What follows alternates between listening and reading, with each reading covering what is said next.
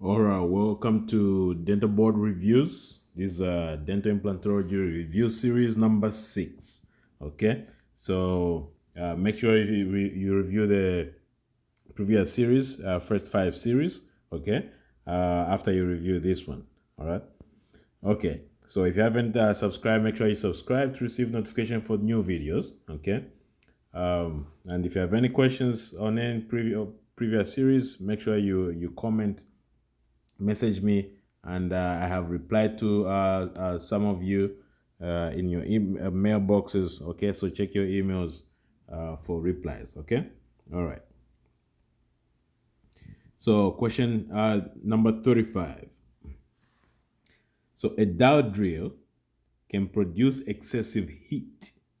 Okay, at what temperature does bone die? So, which is the reason when we are placing implants, okay, there's always irrigation, and when you're drilling, so the when you're making an osteotomy for implant placement, for the water to go inside the hole, okay, so you always have to move your drill up and down so that the bone doesn't die. Now, at what temperature does the bone die, right?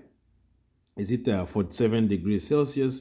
Is it 37 degrees Celsius, 32 degrees Celsius, or 30, I mean 32 degrees Fahrenheit, or is it 37 degrees Fahrenheit? Okay, so the bone dies at 47 degrees Celsius.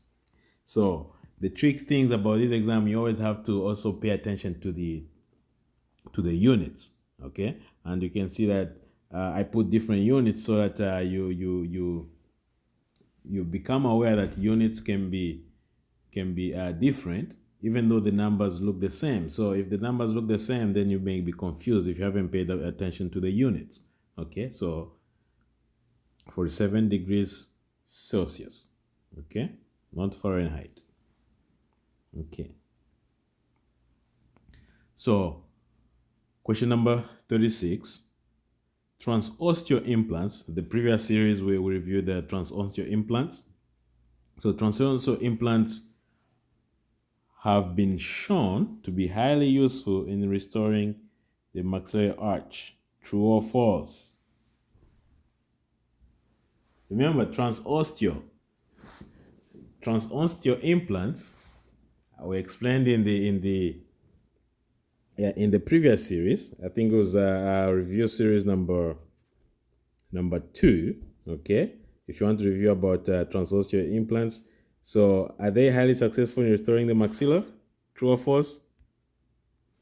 It is false. Okay, remember, transosteal implants, these are the implants which they are most placed in the mandible because they are based on bicortical screws. So if this is the mandible here, the implant goes directly through the mandible, okay, and comes up.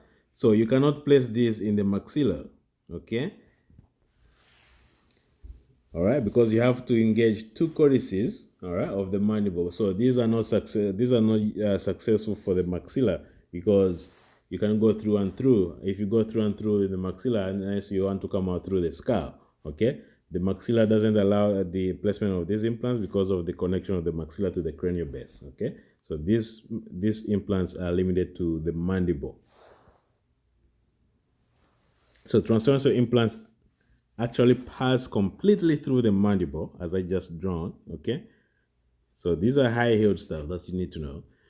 For obvious reasons, they are restricted to the mandible, and the objective was to achieve bicortical stabilization by engaging both cortical plates of the mandible. Okay, and these are also referred to as staple implants.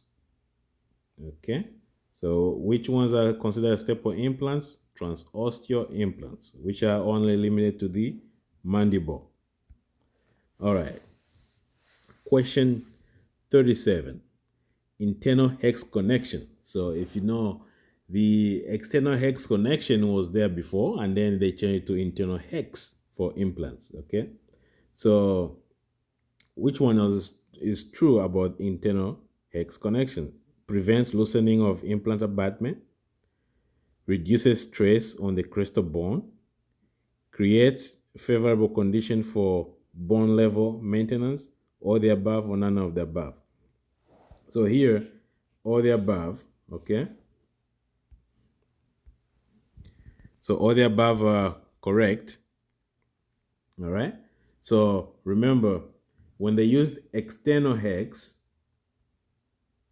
okay, the problem with the external hex, it was very easy to be loose, okay?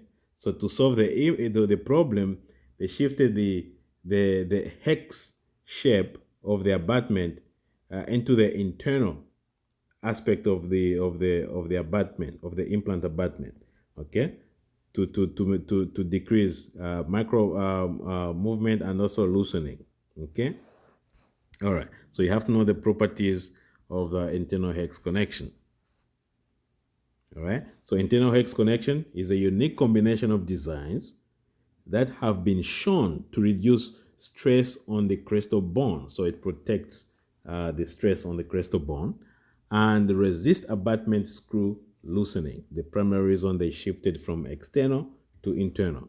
Okay, so it creates a favorable condition for bone level maintenance. All right, and usually the internal hex is about 1.5 millimeter deep in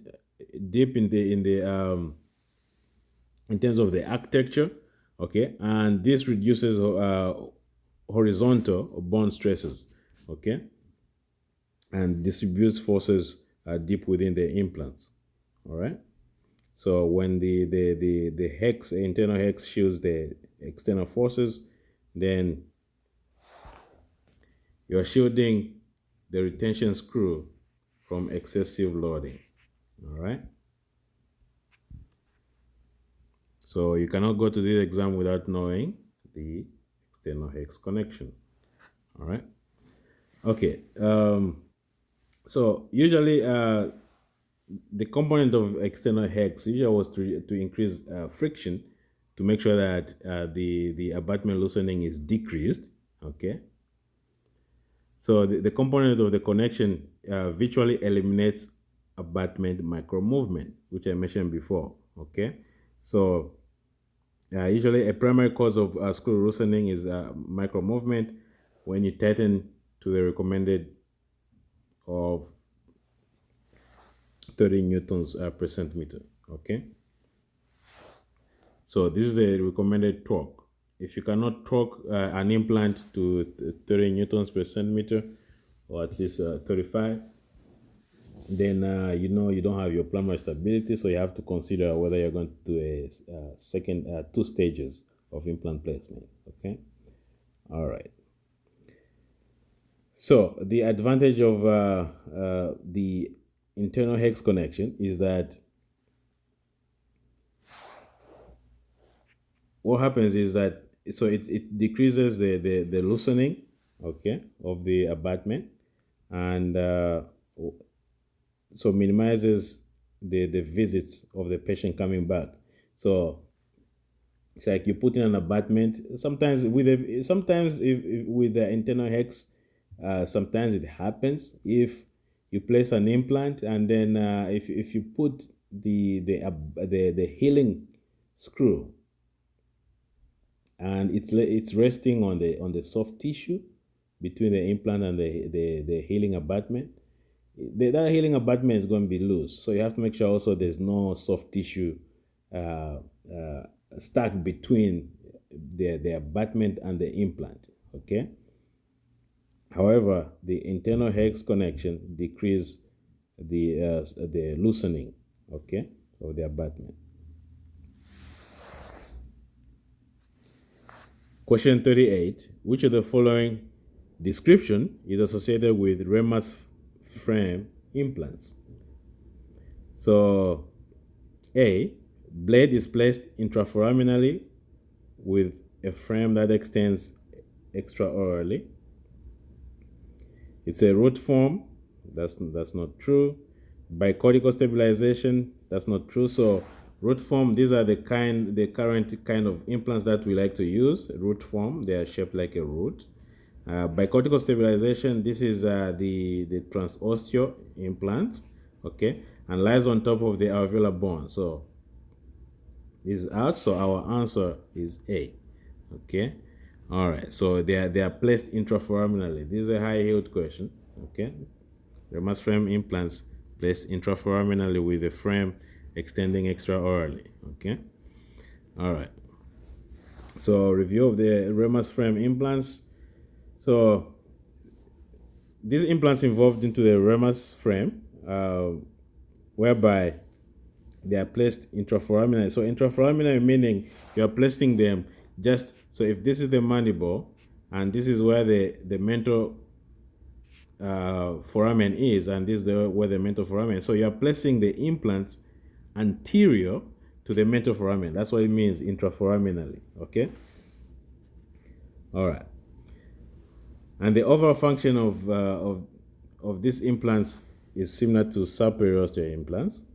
And another high yield question is that this Ramus frame